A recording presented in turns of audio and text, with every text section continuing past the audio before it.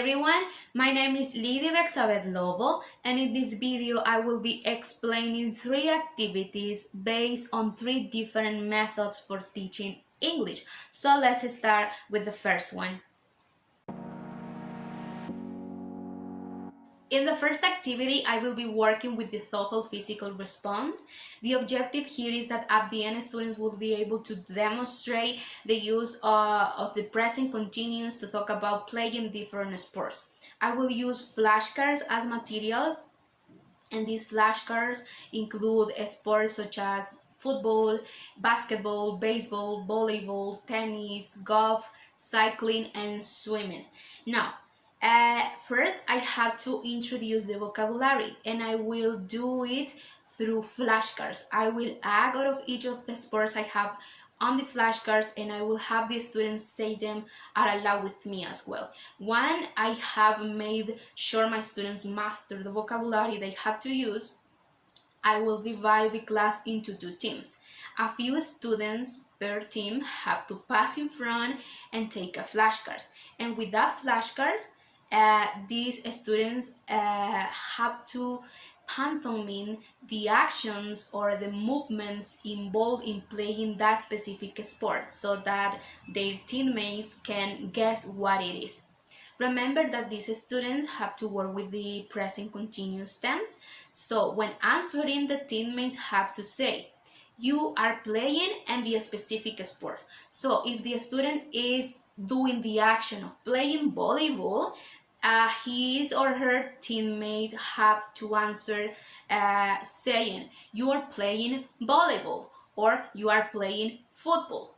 I decided to work with the total physical response in this activity because the students are beginners and don't have the enough language to communicate. So I'm using this method because my students can use movements, the body movements, the facial expressions to illustrate the meaning of the word of a phrase. And as well, it's help us teachers to reduce the level of stress our students feel when they are learning a language and when they are beginners.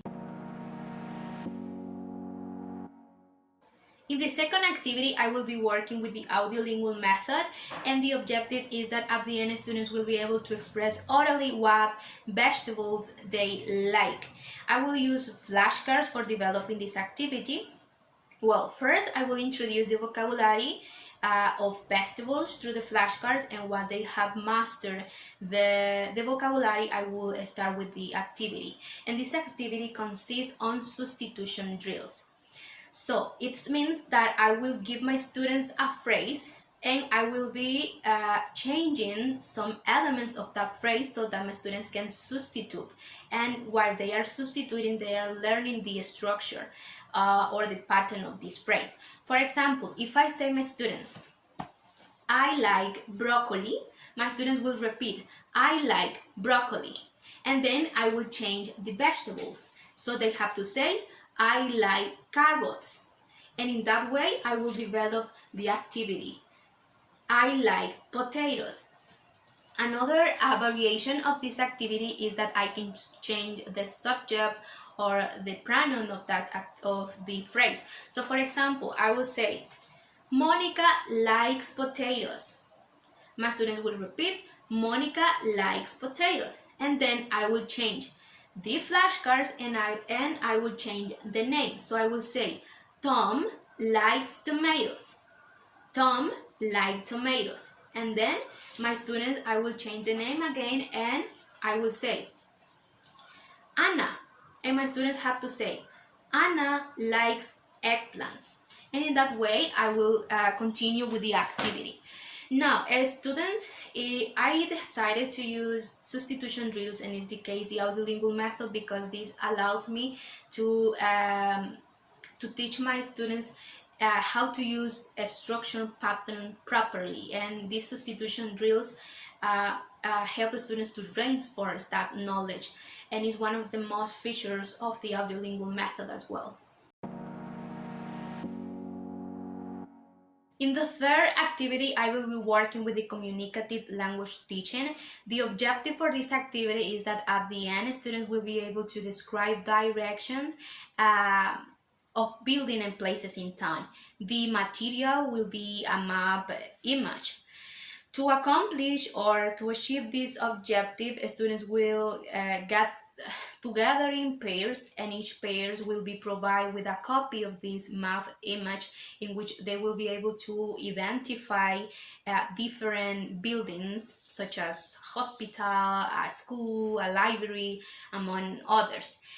Well, each pair has to create a short dialogue. They can write it down or they can practice it orally. But in this dialogue, they have to create at least 3 directions using the location of building in the map image. Once the dialogue is finished, they have to practice it and to role play a small conversation of that dialogue in front of the whole class. I decided to use the communicative language teaching for this activity or develop this activity based on it, because I'm trying to imitate as much as possible a situation that my students can experience outside the classroom. And this activity has a communicative intent, that in this case is my students can learn how to practice giving and asking for directions.